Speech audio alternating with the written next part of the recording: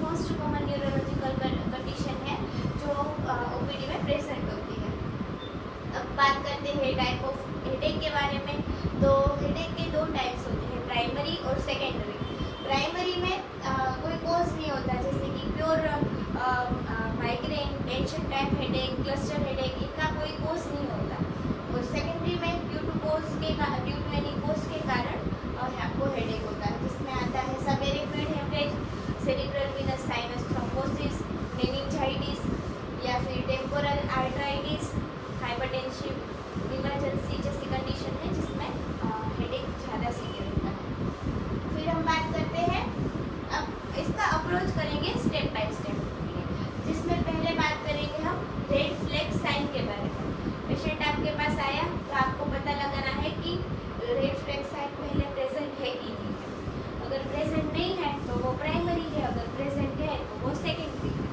तो red flag sign का एक निमोनिक है स्नूप करके, एस यानी कि सिस्टमिक सिम्टम पेशेंट में दिखते हो, जैसे कि वेट लॉस हो रहा हो, फीवर हो रहा हो, फटीगनेस हो रही हो, इम्यूनोसप्रेशन यानी कि बार बार बीमार पड़ रहा हो, तो ये सिस्टमिक सिम्टम का इन्वॉल्वमेंट है। दूसरा है एन यानी कि न्यूरोलॉजिकल कोई सिम्टम दिख रहे हैं, जैसे कि वीकनेस हो रही है, सीजर्स हो रहे हैं या फिर कोई न्यूरोपैथी हो रही है, तो ये सारे हैं न्यूरोलॉजिकल सिम्टम।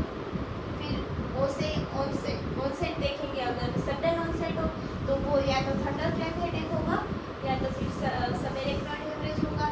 और ये थंडरक्लैप हेडेक इसलिए डेंजरस है क्योंकि ये मैक्सिमम होता है सेकेंड्स में। ओ यानी कि ओल्ड एज यानी कि अगर 50 साल से ज़्यादा एज वाले को न्यूअर ऑनसेट हेडेक हो रहा हो तो वो सजेस्टिव करता है या तो मेलिग्नेंसी को या तो फिर टेम्पोरल आर्थराइटिस को।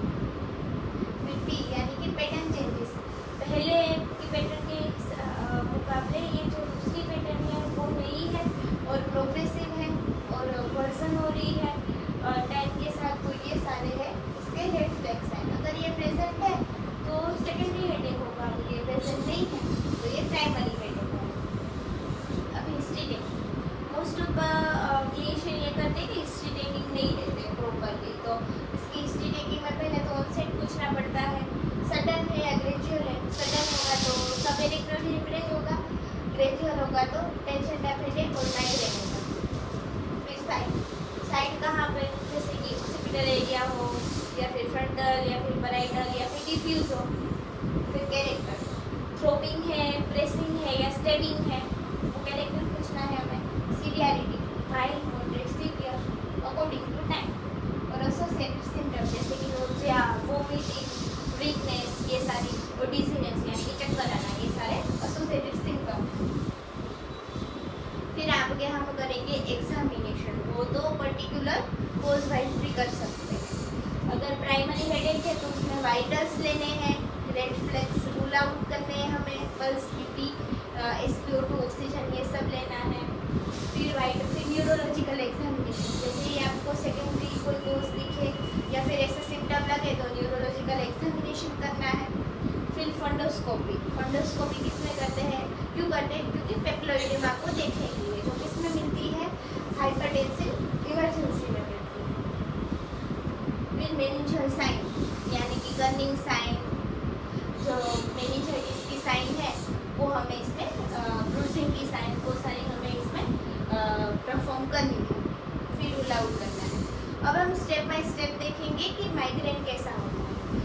आजकल हर एक फिजिशियन या फिर MBBS डॉक्टर बिना कुछ सिम्टम लिखे पेशेंट को डायग्नोस कर देता है माइग्रेन, क्योंकि ये नहीं होता। माइग्रेन टिपिकल होता है, जैसे कि यूनिलेटरल पेन होगा, थ्रोपिंग हेडेक होगा, ठीक है, मॉडरेट और टू सीवियर होगा, एसोसिएटेड विद सिम्टम जैसे कि नोजिया, वोमिटिंग और फोटोफोबिया और फोनोफोबिया, ये सब प्रेजेंट होता है, ठीक है। और अगर ये होगा तो हमें ट्रीटमेंट में देना है इंसेक्ट्स, जिसमें नेप्रोक्सेन देते हैं। फिर एंटीइपेटिक ड्रग देनी है, जिसमें आजकल मोस्ट कॉमन यूज हो रही है डोपेरिडोन।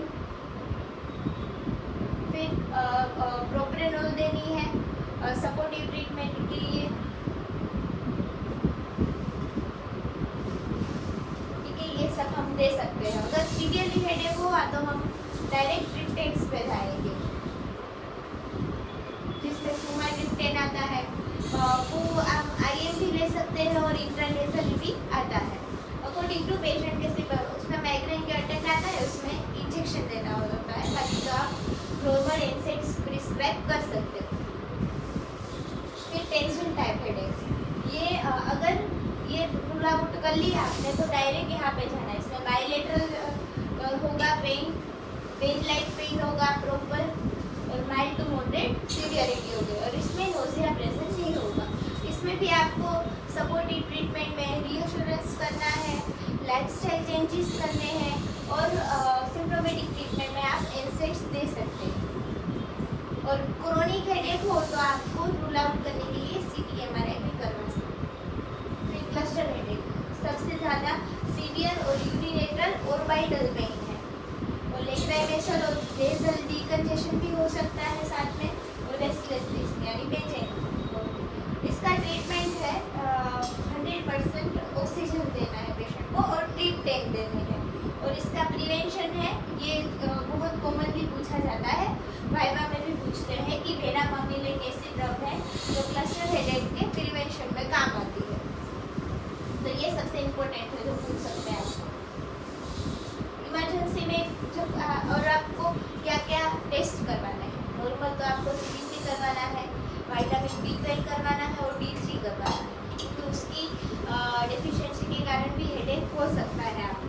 फिर अगर ये जैसे कि सबेर रेटिनल हेमरेज है, मेनिंजाइटिस है, नेफ्रोलाइटिस है, CDS है, तो ऐसी कंडीशन हो अगर पहले की ये साइन रूल आउट करने के बाद, तो हमें CT और MRI प्रीफर करते हैं। अगर मेनिंजाइटिस हो तो उसमें हम लंबर पंचर करवा सकते हैं, CVTS हो, सेरिब्रल साइनस थ्रोम्बोसिस हो तो हमें आगे वीनोग्राम भी करवाना होता है, MR वीनोग्राम। और हाइपरटेंशन इमरजेंसी में हम PCT MRI और फंडोस्कोपी करवाएंगे। अलग अलग स्टेप वाइज मैनेजमेंट है इसका। और अगर अब आप समझ गए होंगे, अगर आपके पास इमरजेंसी में पेशेंट आया हेडेक करके, तो आप तो पहले हिस्ट्री लोगे, रेड फ्लैग साइन देखोगे, अगर प्रेजेंट है तो अर्जेंट में CT MRI करवाएंगे और कोर्स रूल आउट करेंगे और उस कोर्स को ट्रीट करेंगे। अगर रेड फ्लैग साइंस नहीं है तो प्राइमरी हेडेक होगा, उसको सिम्प्टोमेटिक ट्रीटमेंट और नॉर्मली टेस्ट करवा के हम भेज सकते हैं। I hope. और ये अप्रोच टू हेडेक है, इसमें खाली अप्रोच है कि पेशेंट आए तो कैसे करना है, तो इसमें ट्रीटमेंट वाला पार्ट नहीं ऐड किया है। आई होप कि आपको ये वीडियो